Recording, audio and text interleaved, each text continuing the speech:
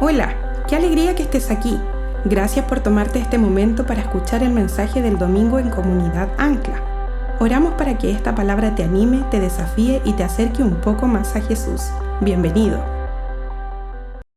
Y como les había dicho, vamos a ir a Josué, era el único que no lo había buscado, perdón. Josué capítulo 3. Vamos a ir a Josué capítulo 3.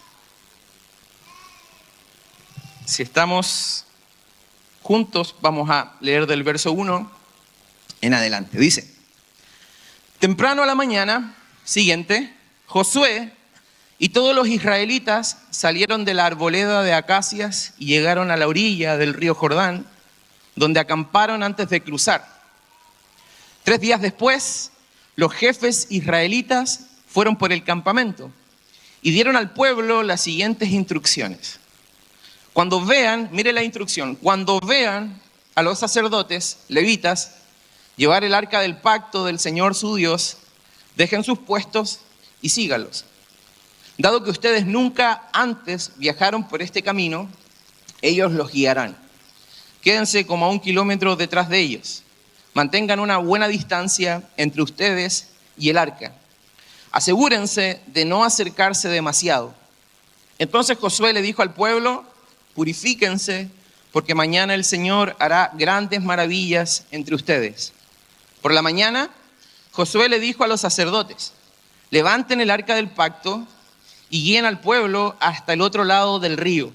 Así que ellos se pusieron en marcha y fueron delante del pueblo. El Señor le dijo a Josué: a partir de hoy empezaré a convertirte en un gran líder a los ojos de los israelitas.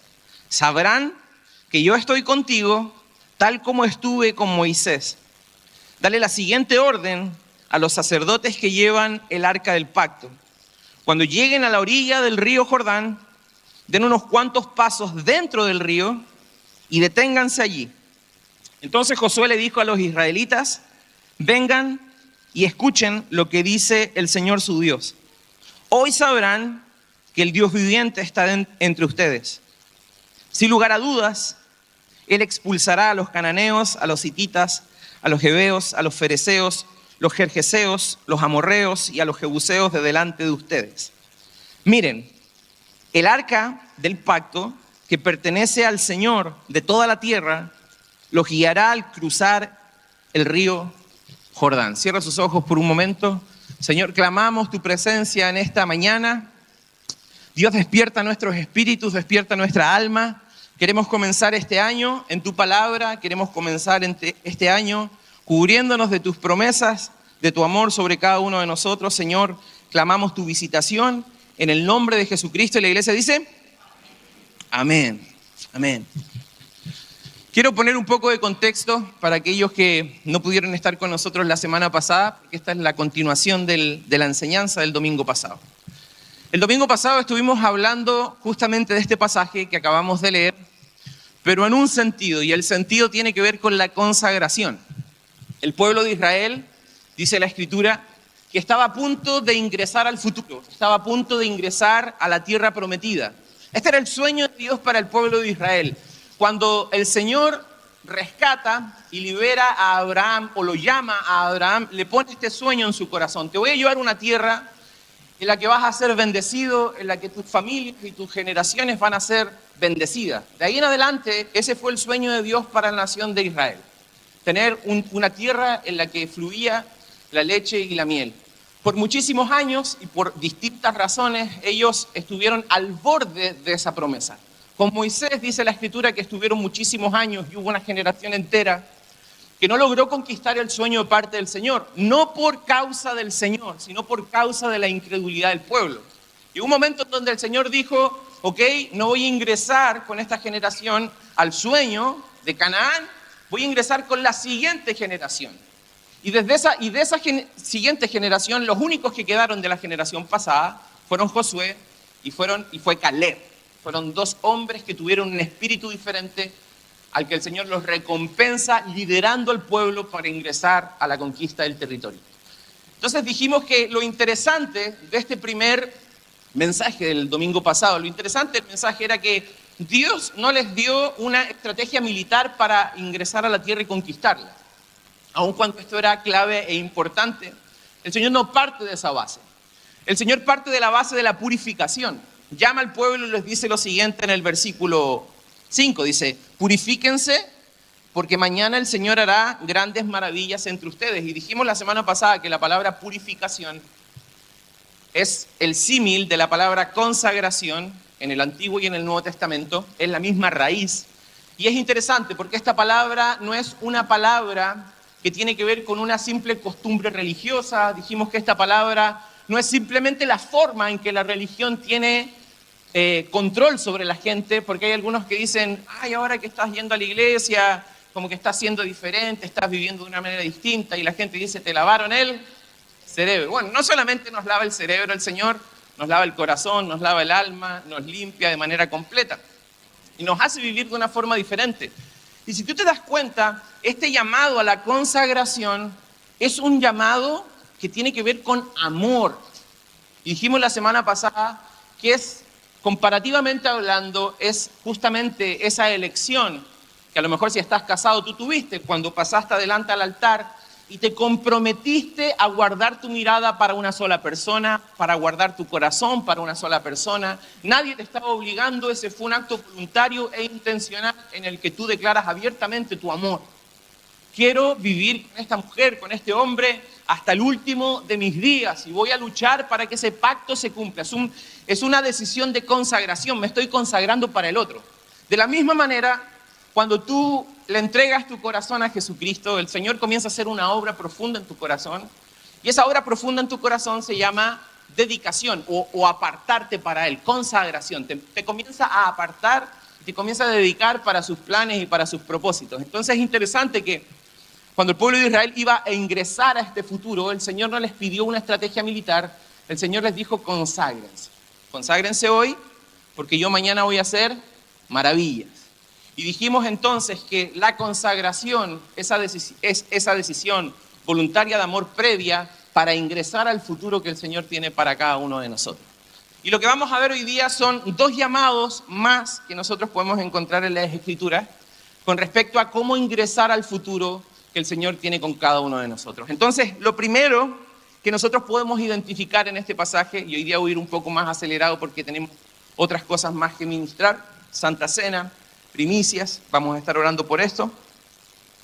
Así que voy de lleno al mensaje. El primer llamado que nosotros podemos identificar, aparte del llamado de consagración, es el llamado a poner el arca del pacto por delante.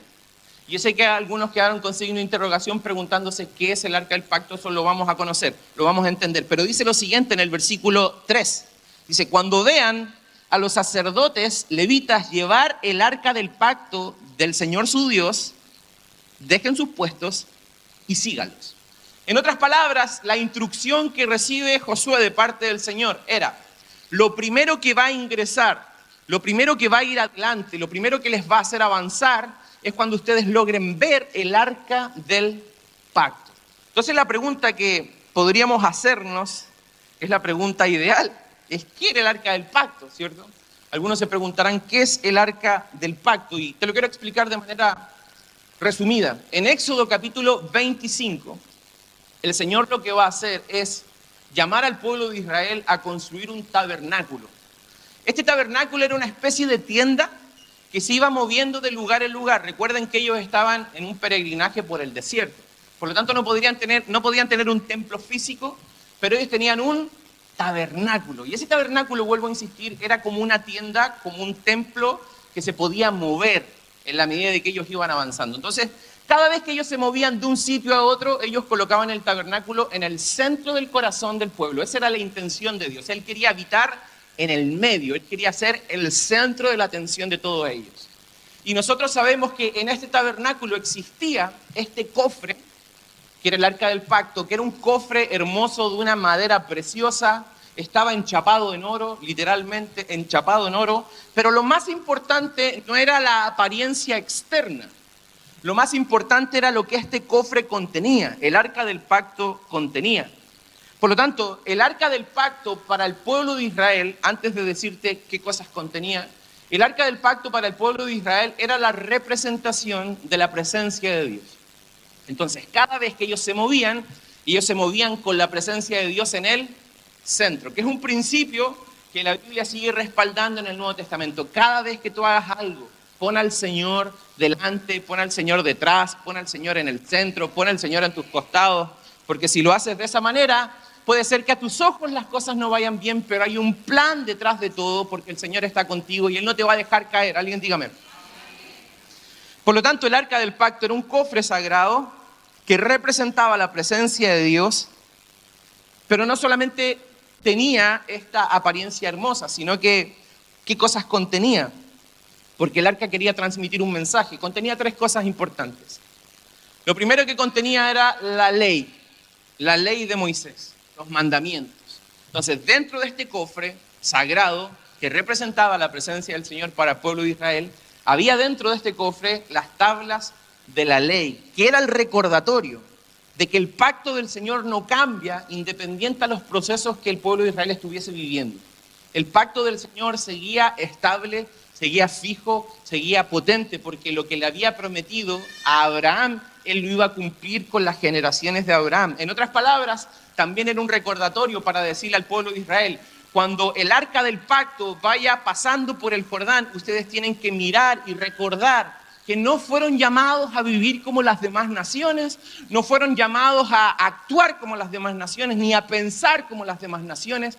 El pueblo de Israel era un pueblo escogido, era un pueblo precioso, era un pueblo amado por el Señor y había sido llamado por una ley de parte del Señor para vivir de manera diferente. Por lo tanto, tener dentro del arca del pacto las tablas de la ley, en este momento crucial en el que ellos están conquistando un territorio nuevo, era el recordatorio del pacto no cambia tanto para el Señor, pero tampoco cambia la manera en que ustedes tienen que conducirse en la vida. Tienen un pacto, tienen un mandamiento, hay algo diferente que el Señor quería hacer con el pueblo de Israel. Las tablas de la ley. Pero no solamente estaban las tablas de la ley, sino que también había un elemento que era la vara de Aarón que había reverdecido. La vara de Aarón que había reverdecido. Y este elemento es interesante porque se genera justamente producto de un conflicto que hubo dentro del pueblo. El pueblo de Israel comenzó a decir: ¿por qué nos tiene que liderar Moisés? ¿Por qué nos tiene que liderar Aarón? ¿Por qué la descendencia de Aarón fueron llamados a ser el sacerdocio de Israel? Queremos ser nosotros. Nosotros también tenemos capacidad. Nosotros también tenemos gracia. Nosotros también tenemos habilidades y talentos. Y se pusieron a reclamar. Entonces Moisés dijo: bueno, que cada príncipe del pueblo traiga una vara, la vamos a dejar acá, y la que florece es la que el Señor respalda. Y adivinen cuál fue la que floreció: la vara de Aarón. Todas las demás estaban secas, la vara de Aarón había reverdecido. En otras palabras, lo que el Señor estaba haciendo es: yo pongo sobre la descendencia de Aarón un llamado especial. Hay una elección divina. Hay gente que va a guiarles por el desierto, hay gente que va a pastorearles el corazón.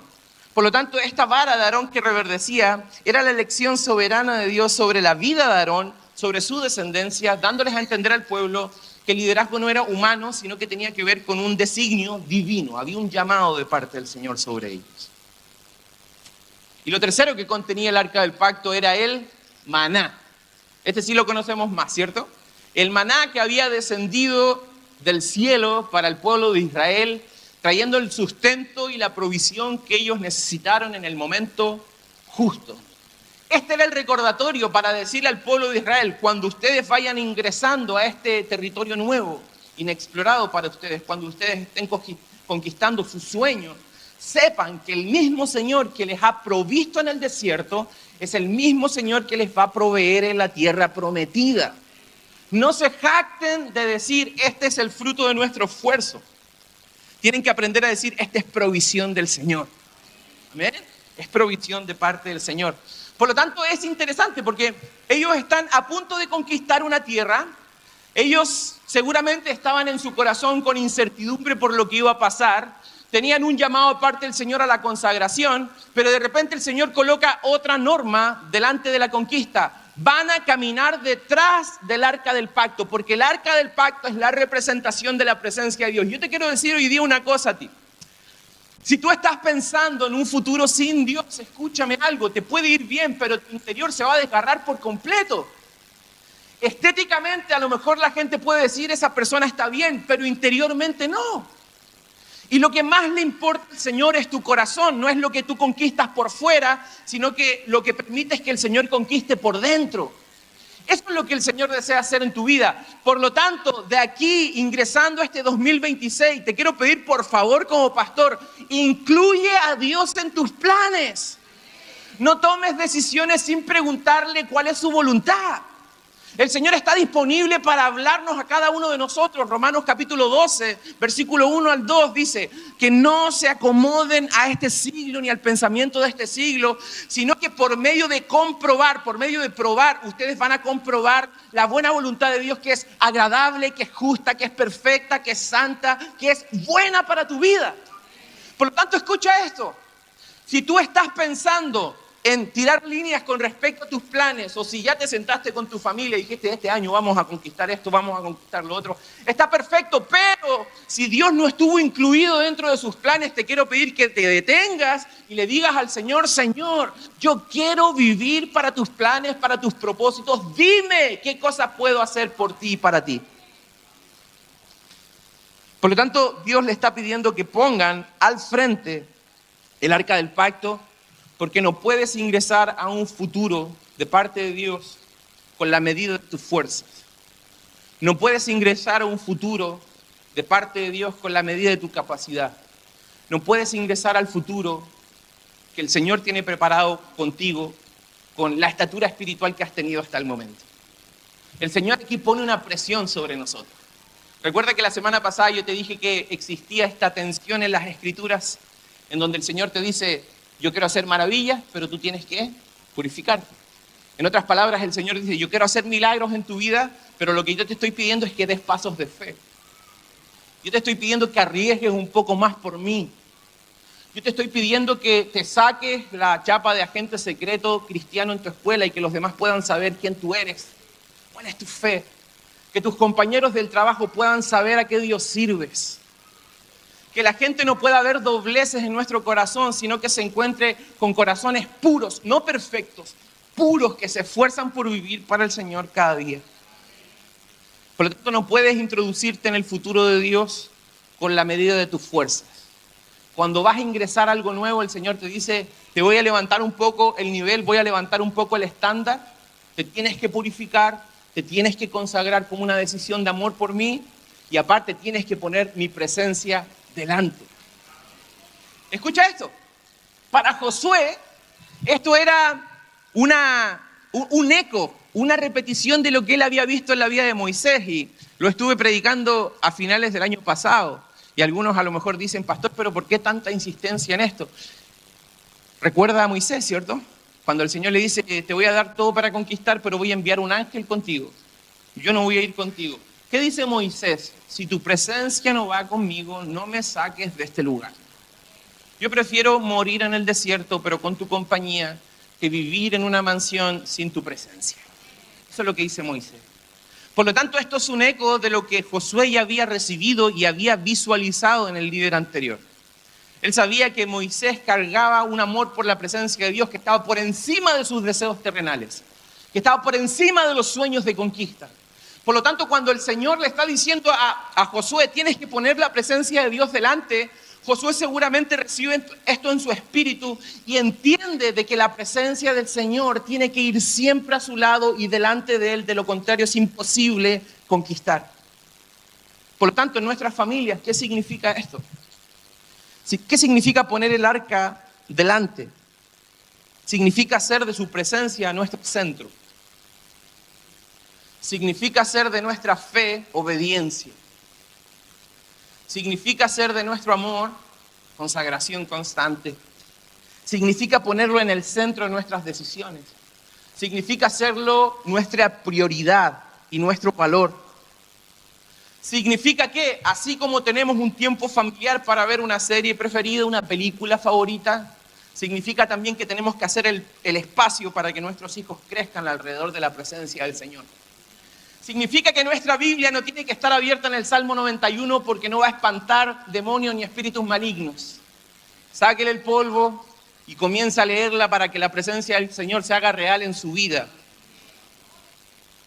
Por lo tanto, los elementos dentro del arca nos recuerdan que Dios provee dirección, ley. Hacia aquí van a ir. Nos recuerda que Dios provee provisión, sustento, el maná. Y nos recuerda que Dios designa autoridad en nuestras vidas. Y para nosotros, en el Nuevo Testamento, ya no buscamos un arca del pacto, ¿verdad? La Escritura dice que ahora todo lo que era una sombra se ha cumplido en la persona de Jesucristo. Alguien diga amén. Por eso, escucha bien, estimado hermano, por eso Él dice, yo soy el nuevo pacto. Mi sangre es el nuevo pacto. Un nuevo acuerdo entre Dios y los hombres. Y todos aquellos que pongan su fe en mí y solamente en mí y reciban mi justicia por gracia, son salvos y se introducen en el nuevo pacto porque Cristo es el nuevo pacto. Ya no tenemos que tener escritas las tablas de la ley en piedra, porque ahora por medio del Espíritu Santo, Él viene a escribir su ley y su gracia en nuestros corazones. Y Él se transforma en el nuevo pacto para cada uno de nosotros. Por eso Él mismo, en un momento determinado, se para delante de las multitudes y les dice a las multitudes, yo soy el pan de vida. El que come de mí no va a volver a tener hambre jamás. ¿Por qué? Porque así como esta arca del pacto contenía en este cofre el maná, el Señor se acredita a sí mismo. Yo soy el verdadero maná. Yo soy el verdadero pan de vida. Aquellos que comen de mí jamás van a volver a tener hambre, van a ser saciados por la eternidad. Alguien diga amén a eso. Él, por lo tanto, es nuestro pacto, Él es nuestro maná y Él es nuestra máxima autoridad. Dice la Escritura que Él es el sumo sacerdote para siempre.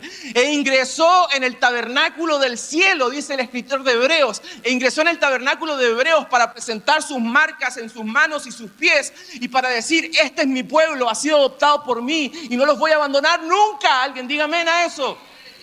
Qué bueno es el Señor. Qué bueno es el Señor que Él es nuestra arca del pacto. Él es la presencia que va delante, detrás y alrededor nuestro. Él es aquel que provee nuestras necesidades. Él es la autoridad final de nuestras vidas. Él es el nuevo pacto que nos enseña cómo vivir. Por lo tanto, no tomes decisiones en este inicio de año sin preguntar, ¿va Dios delante mío? ¿Esto que estoy pensando es su idea? ¿Es su plan? ¿Son sus sueños? Porque la clave para vivir una vida bendecida es tener entendimiento de aquello que Dios ya está bendiciendo. Escucha esto. Y a lo mejor te va a hacer sentido en un punto.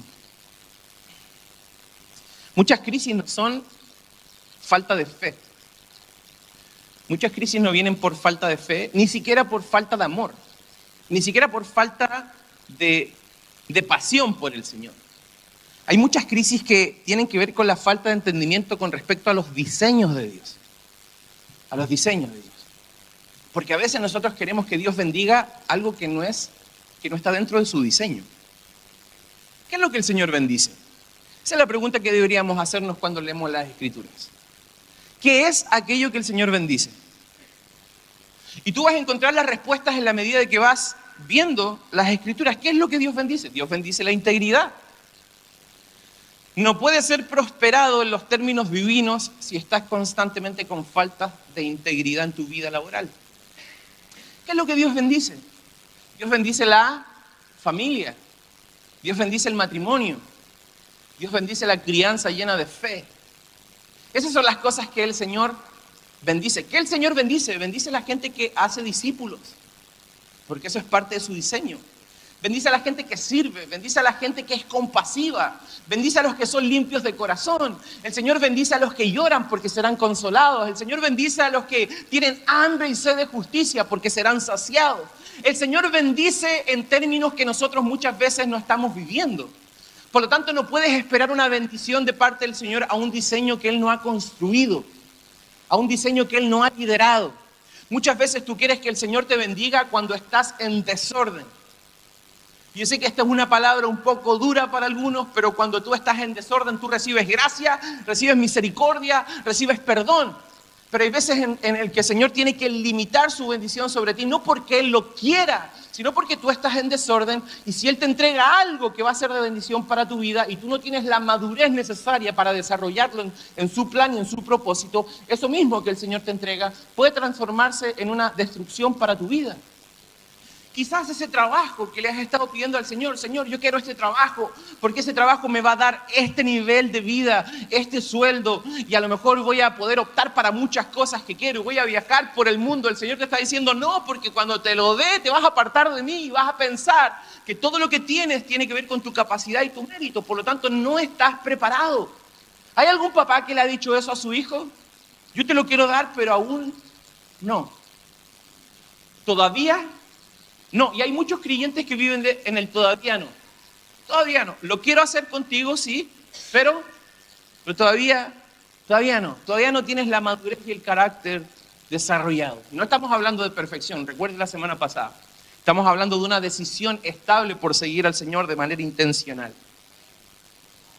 Por lo tanto, vuelvo a insistir, muchas crisis no son producto de la falta de fe, de amor o de pasión.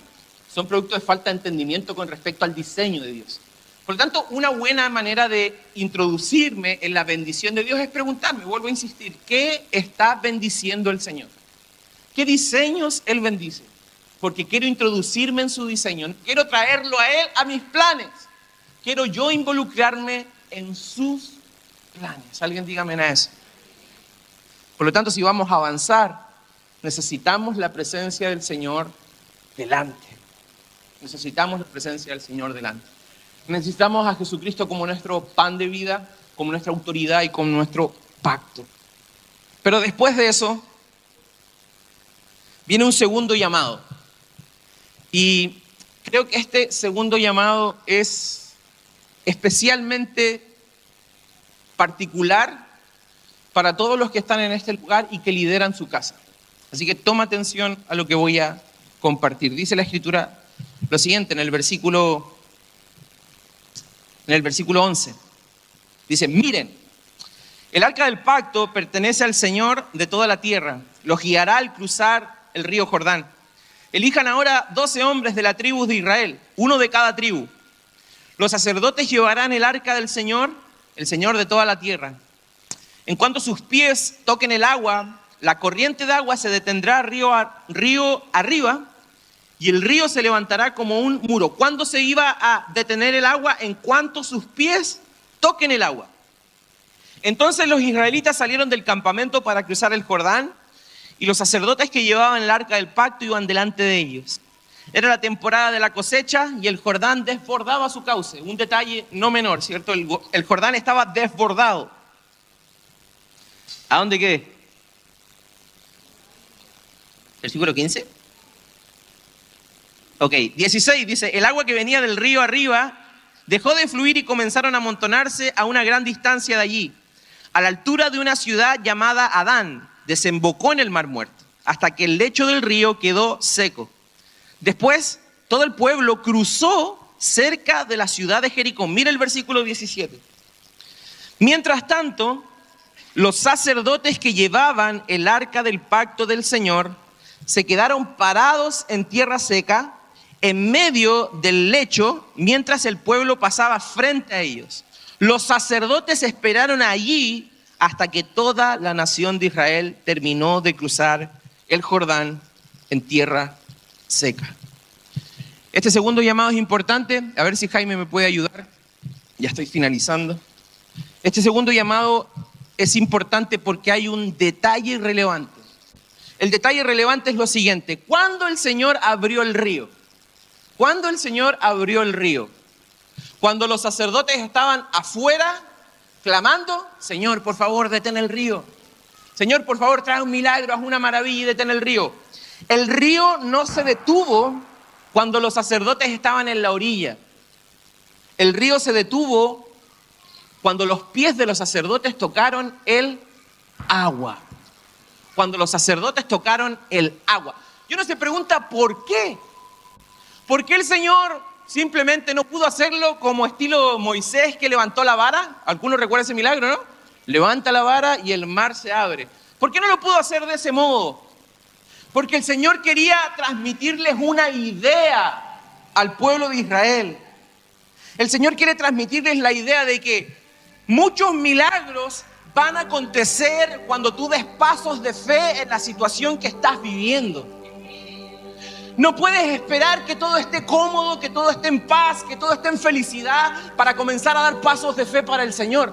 Hay momentos en donde el Señor te va a llevar a avanzar, aun cuando las aguas del río están desbordando, aun cuando la situación esté compleja, aun cuando las olas estén azotando tu barca.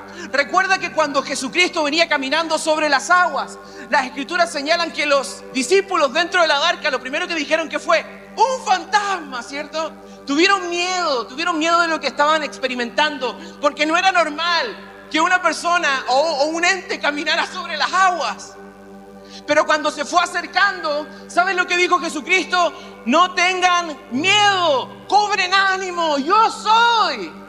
Y Pedro se levanta y dice, si tú eres, manda que yo vaya. El Señor no aquietó la tormenta en ese momento. El Señor simplemente le dijo, ven. Escucha esto, iglesia. Aquellos que van a caminar en lo sobrenatural de Dios durante este 2026, aquellos que van a ver ríos abrirse en favor de su familia y en favor de su comunidad, no son personas que están amedrentadas y están en cobardía y están en temor de todo lo que acontece. Son personas que a pesar del temor están dispuestos a avanzar en fe hacia el futuro que el Señor tiene con ellos. En la vida espiritual muchas veces solemos esperar a que el camino esté despejado para poder avanzar. E inclusive hay muchas personas que dicen, si no siento paz, esto no es de Dios. Escucha, los sacerdotes con el arca del pacto, introduciéndose al río Jordán que estaba desbordado, ¿tú crees que no sintieron temor? Si la fe no tiene que ver con no sentir temor, la fe tiene que ver con, a pesar del temor, yo sigo adelante. Sigo adelante. El Señor está esperando colaboradores. El Señor está esperando gente que sea capaz de meter los pies por la familia. ¿Sabes por qué? Papá, mamá de familia. ¿Sabes lo que estuvieron encargados estos sacerdotes? De introducirse a las aguas cuando el río estaba desbordado, para que toda su generación pasara en seco, para que toda su familia pasara en seco. Imagínate, sacerdotes con el arca del pacto en sus hombros, viendo cómo pasan los niños, los ancianos, las mujeres, los líderes del pueblo, la gente, las generaciones pasando. ¿Sabes por qué? Porque en tu familia tiene que existir alguien que diga hasta acá, se corta. Yo soy de los primeros que me voy a introducir en las aguas, pero esa decisión, escúchame bien, hermano, va a marcar el futuro de tu generación, va a marcar el futuro de tu familia, va a marcar el futuro de los que vienen después de ti, porque se necesita uno en la familia que diga, ya no más, voy a cortar esta adicción que ha estado de generación en generación en generación, voy a cortar esta forma de criar hijos con palabras insultantes, con palabras degradantes. Ya se acabó. Yo voy a ser el primero que dé un paso de fe y me meta al Jordán, y a pesar de que las aguas golpeen mis pies, yo sé que el Señor va a hacer pasar en seco a mi generación, a mi familia. Ellos van a recibir el bien del Señor.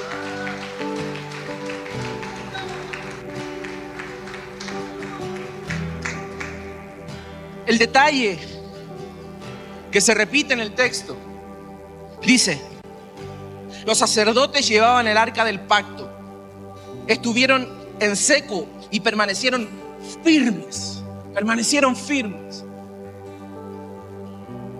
Si hay algo que daña tu testimonio de fe delante de tus hijos, es tu inestabilidad. Llévate eso en el corazón y piensa en esto.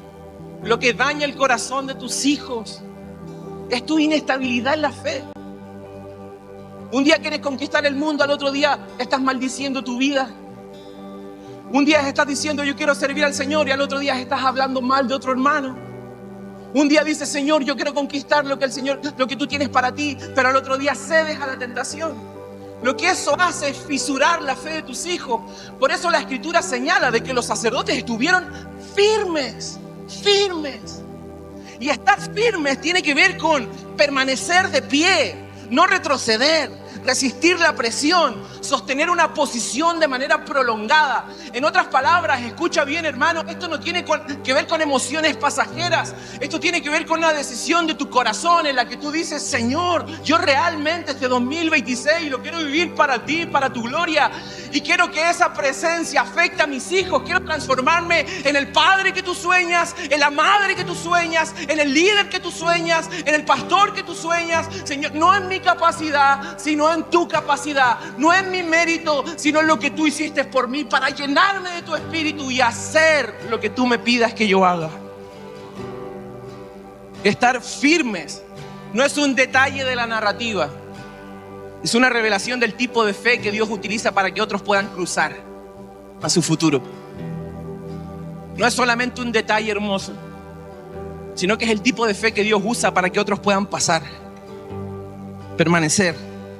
Juan 15:5 dice: ciertamente yo soy la vid, ustedes son las ramas. Los que permanecen en mí, los que están firmes en mí, producirán fruto, porque separado de mí no pueden hacer nada. No retroceder. Hebreos 10:39, pero nosotros no somos de los que vuelven atrás y acaban por perderse, sino de los que tienen fe y preservan su vida. Resistir. Santiago 1:12, Dios bendice a los que resisten con paciencia las pruebas y las tentaciones, porque después de superarla recibirá la corona de vida que Dios ha prometido a quienes lo aman. Sostener la posición, Efesios 6:13. Por lo tanto, pónganse todas las piezas de la armadura de Dios para poder resistir al enemigo en el tiempo final.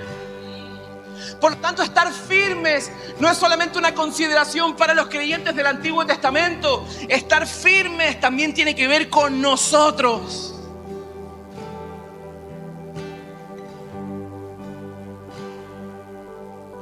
Estar firmes no significa no sentir dudas. Estar firme no significa no sentir temor. Estar firme no significa experimentar luchas o crisis. Estar firme significa no abandonar la posición y la promesa que el Señor te dio. Estar firme significa no negociar convicciones por comodidad. Estar firme no significa no retroceder cuando el río hace ruido. Significa mantenerte en pie, porque tú estás consciente que tu firmeza no es solamente por ti, sino es que es por los que vienen después de ti. Tus hijos que tanto amas, tu familia que tanto amas, tu esposa, tu esposo que tanto amas, ellos están requiriendo que te levantes como un hombre y una mujer de Dios y mantengas tu posición firme. Cierra tus ojos por un momento, comienza a orar. Comienza a orar.